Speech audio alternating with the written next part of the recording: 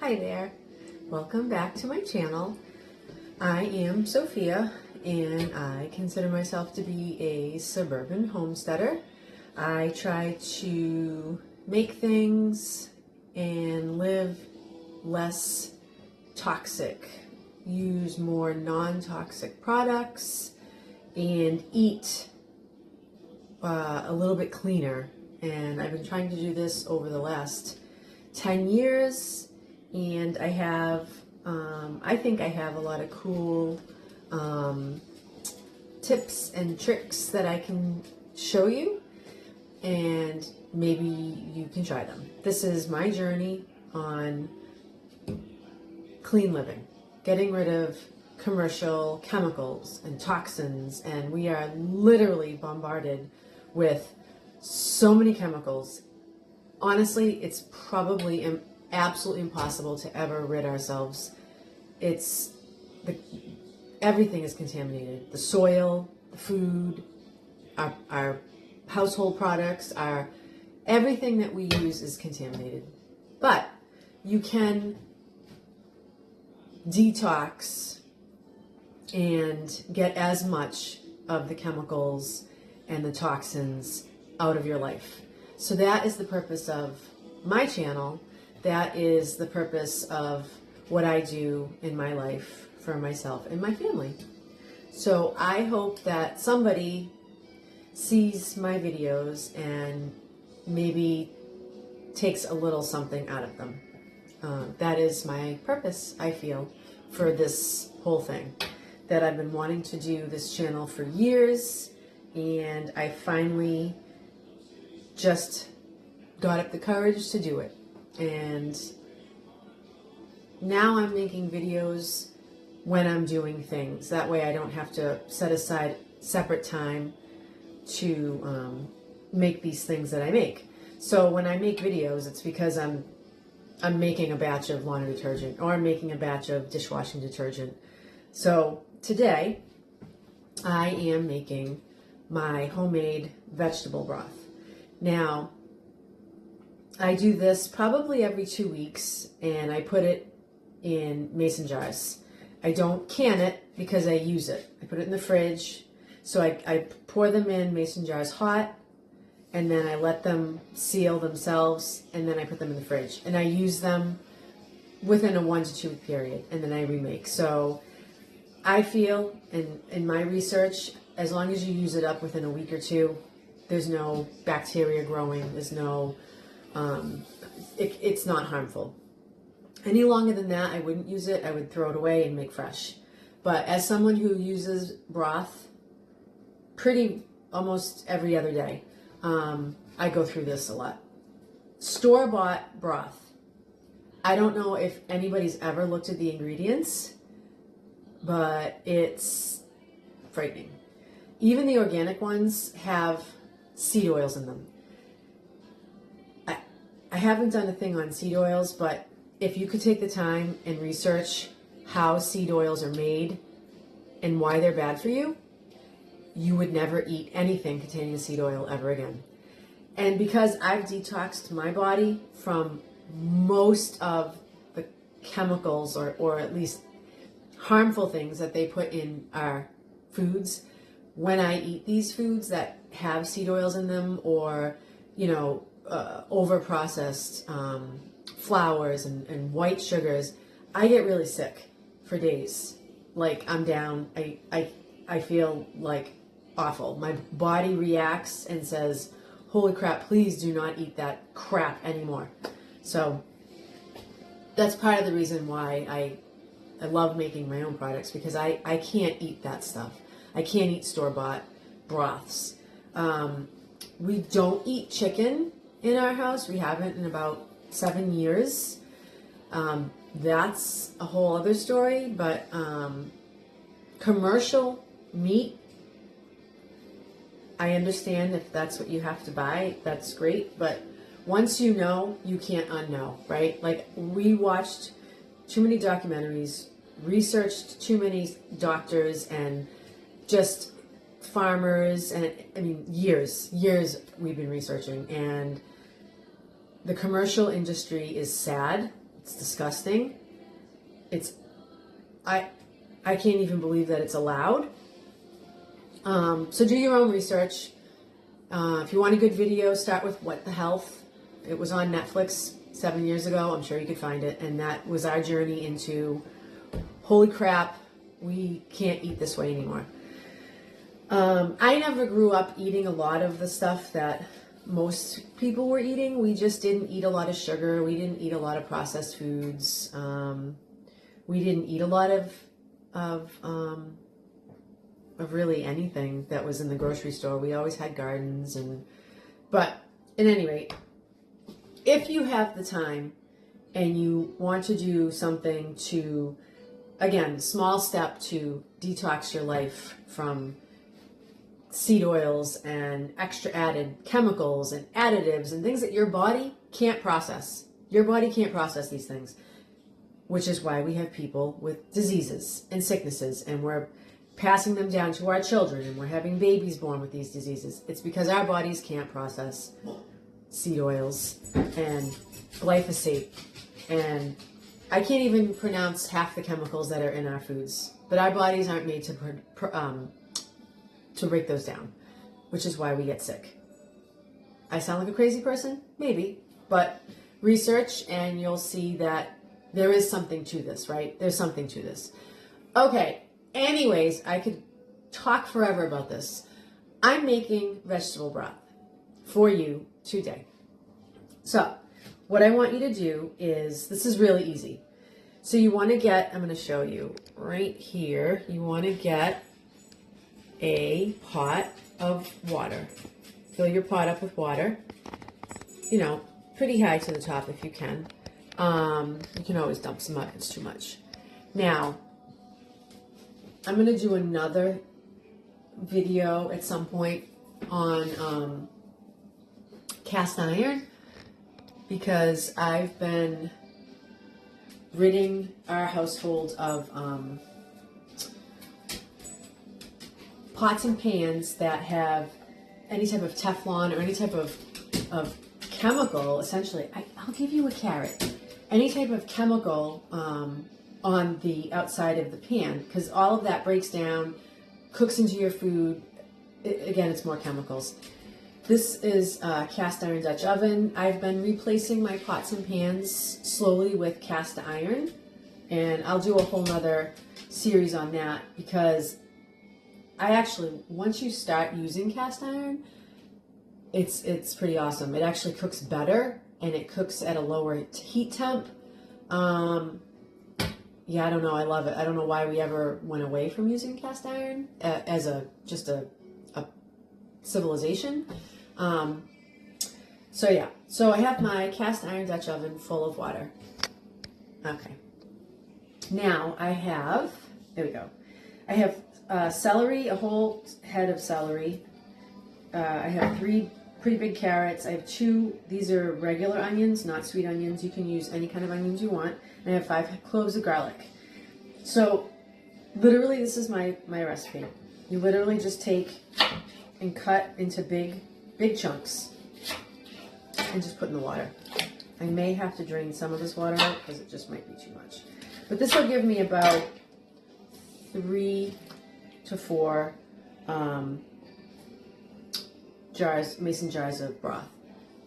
I'm just putting everything in big chunks. I have a little doggy right here that is dying for a carrot, so I'm going to give her a carrot. But I just cut these in really big chunks and put them in. And I have another doggy that's coming over because she heard that I was giving out carrots. So she's watching. Here goes you. Okay, and then same with celery. I'm just taking it in big chunks, and I put all the celery leaves and everything in because that's all extra flavor. So I am going to have to drain some of this water out because it is too high. Okay. All right. Let me just drain some of this water and I'll be right back. Okay, I'm back. So I drained off a little water just so it wouldn't overflow. So I've got all my veggies in there. Onions, carrots, celery, garlic cloves. Now I have organic bay leaves. Again, I buy all my stuff, my spices and herbs in bulk, and then I put in mason jars to use. So these are really, really awesome.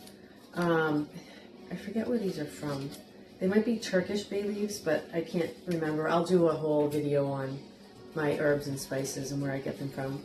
So I just throw about 4 or 5 in. So that's just for flavor. And then I have organic peppercorns. Again, I buy in bulk. I just put those in whole, just like a teaspoon. Now, I was using this salt before, and I loved it. And I ran out and I bought pink Himalayan sea salt. And then after using that for a while, which was fine, we found that I guess it's not as clean, the pink Himalayan sea salt, where it comes from. It's just, this is a better salt. And this is a Celtic sea salt. It's gray. This is a fine ground. This is amazing, this salt. And we buy this in bulk, 5-pound bag. It's a little pricey. Search around, shop around. I think this one was off Vitacost, and I had a coupon, so I think it cost $50 for this bag. That sounds like a lot. This is going to last a very long time for us. And then I store everything in a little wooden salt container. So, it's nice. Now you gotta remember, you got a whole pot of water here, so salt to your liking. You can always add more salt. You cannot take salt out. So, this is it. Put this on the burner, get it to a boil, and then let it simmer at like a high simmer for 3 hours. I know that sounds like a long time, but you're pulling out all the flavors and all the vitamins and all the juices into your broth. Sorry, I know. It's always dogs. It's always dogs. Anyways, I will be back when this is done, and I will show you how it looks, and I will show you how I put it into my mason jars. So, I will see you in 3 hours. Hi there. I'm back, and the vegetable broth is done. I've had it cooking, simmering for just about 3 hours, and I tasted it, and it's really, really good. Really good. So you can see, I just took it off the burner. This is what it looks like. It's cooked down a bit, which is perfect, and the vegetables are all cooked, and it is time to strain it, and I will show you what I do. This one came out really, really good. I did add a little bit more Celtic sea salt at the end, but not too much, because you'll be using this in other recipes, which then you would add more salt to your liking if you want. So I'm going to show you. I have this on a trivet. Now, I take a glass bowl in a strainer, because you don't want the peppercorns in your jars. So I usually just strain it into a glass bowl, which I can pour out of. So that is what I'm doing. And then I have my mason jars lined up already. You want to make sure that they're clean and sterilized. Also, the metal rings that go on the top of the mason jars, make sure you boil all of those pieces, and always check for rust or any signs of deterioration. Just throw them out. Those are, you do have to periodically replace those, because they do wear out, get rusty, whatever, and you don't want that in your food. So, all right, so what I'm doing here is just trying to get out. I still want to dump this if I don't have to, but all right. So I have my mesh strainer. Got a nice glass bowl full of hot.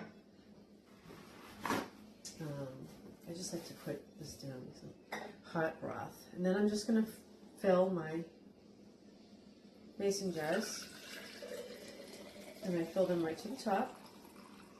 Wow, this smells amazing. And I have a clean lid and a clean ring. You would want to make sure that the top is dry.